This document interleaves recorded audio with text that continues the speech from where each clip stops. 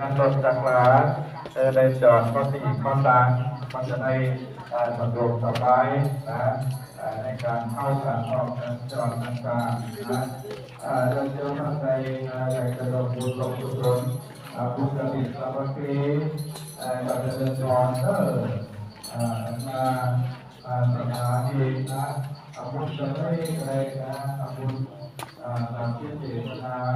หรือว่าปีนั้นที่เป็นสั้นเราเรื่องบุญลงกุศล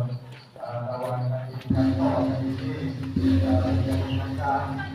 เป็นแผนทำงานเรียนสถานนะเราจะถือว่าเป็นปฏิปีเป็นสั้นนะอย่างบนกุศลใจนะ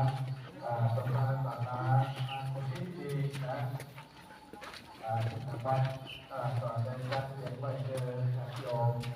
ในกลุ่มทำบุญด้วยกันนะสำนักศาสนาบุญในพุทธศาสนา